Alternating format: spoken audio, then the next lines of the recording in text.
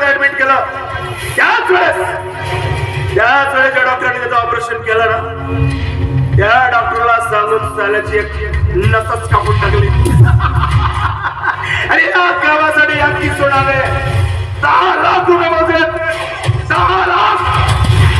आनंदराज बाबा पूर्ण माझं प्लॅन बघ. मी तर तुला बेवारस करणार आहे. बेवारस. आणि या तुझ्या वैभवाचा एकुलता एक वारस असेल. हा अख्खी सोडा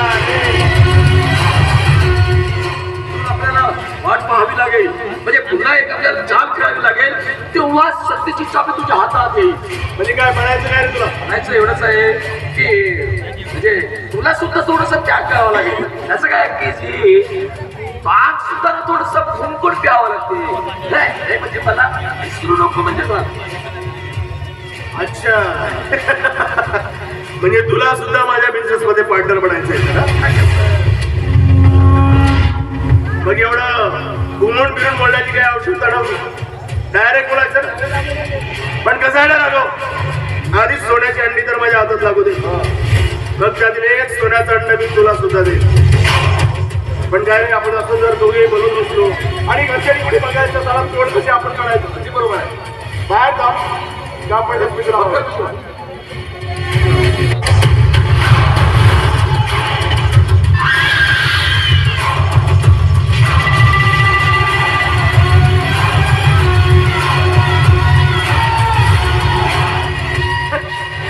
साला 1.5 नंबरीचा ड्रायव्हर हा राघव माझ्या बाबाकडे आसीन म्हणून आहे.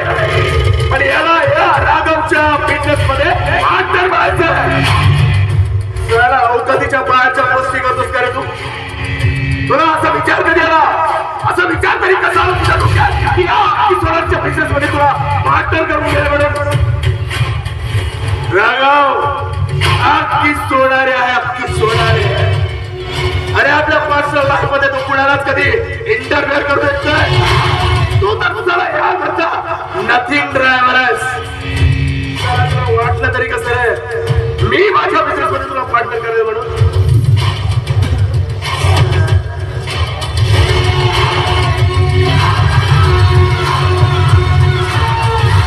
शेवटी मामाने आपल्या मतासारखं केलंच. आपल्या पोरीचं लग्न त्या साल्या प्रशांसोबत लावून दिलं. काही हरकत नाही मामा. तुला काय वाटतं की हा दुःख अख्खी सोडायला आपल्या मनात साधा खाली पचवेल? नाही मामा. अख्खी सोडारी का दुसरा नाम आहे स्लो पाहिजे. असं काय तुला चिन्ह किती वीस मिळाला मी मता सुद्धा लागणार नाही तुला. बिझनेस वरून आठवलं की खूप दिवसानंतर मामाकडे आलो तर बिझनेस काही कामे पेंडिंग आहे ते पूर्ण करून घ्यावं. मामा मामा साहेब मामा साहेब घरी नाही वाटतं मामा. हो मामा साहेब.